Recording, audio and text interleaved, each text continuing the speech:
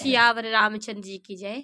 देखिए, जो सत्यकेतु के पुत्र थे अरिमर्दन और प्रताप भानु, ये अरिमर्दन कुंभकर्ण हुआ और प्रताप भानु ये रावण हुए। क्योंकि इनके पुण्य के प्रताप से रावण इतना प्रकांड विद्वान था। तो ये रावण के पहले जन्म की बताया जाता कि रावण क्या था, किस कारण इतना प्रतापी हुआ रावण, और भगवान को मानव रूप लेके जन्म लेना पड़ा, नर लीला करनी पड़ी। तो प्रताप भानु का ये पिछले जन्म की कहानी बताते हैं वो क्या था, किस कारण वो राक्षस हुआ, और पहले प्रारब्ध की जो उसके अंदर ज्ञान था, उसके पुण्य थे, उसके कर्मों से रावण इतना विश्व प्रसिद्ध और चक्रवर्ती हुआ कि उससे देव धनुष किन्नर ऋषि मुनि ग्रह सब उससे भयभीत थे। ये प्रताप भानु ही के अब ये उन्हीं की कहानी है।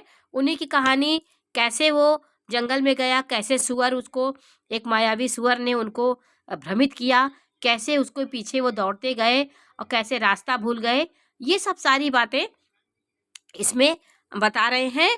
और कह रहे हैं बहुत परिश्रम करने पर वो मिला नहीं। वो घोड़े समेत भूख प्यास से व्याकुल राजा नदी तालाब खोजते खोजते पानी बिना बेहाल हो गए।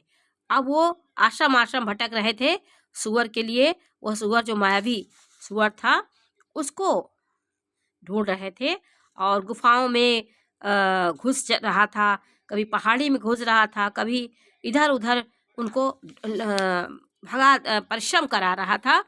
पानी तालाब कहीं नहीं था। वो ले करके बन बन फिरते फिरते एक आश्रम देखा। वहाँ कपट से मुनि का वेश बनाए एक राजा रहता था।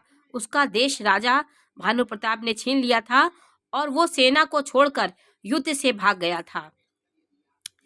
वही शत्रु बन के वहाँ कपट मुनि का वेश धारण करके भानु प्रताप को छल रहा था।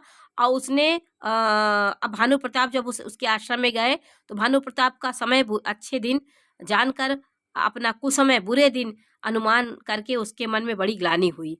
उसने वह ना तो घर गया और ना ही अभिमानी होने के कारण राजा भानु प्रताप से ही मेल किया। दलित की भांति मन ही मन क्रोध को मारकर वह राजा तपस्वी के वेश में वन में रहता था। राजा भानु प्रताप उसी के पास गया। उसने तुरंत पहचान लिया, किंतु भानु प्रताप ने उसे नहीं पहचाना। उसने ही सारा ये सुअर का खेल कराया था। मायावी सुअर को उनके पीछे दौड़ाया, दौड़ते दौड़ते अपने पास तक उसने उनको बुला लिया। तो ये सब कहानी भानु प्रताप कैसे, यही सब कहानी में आगे विस्तार से मैं आपको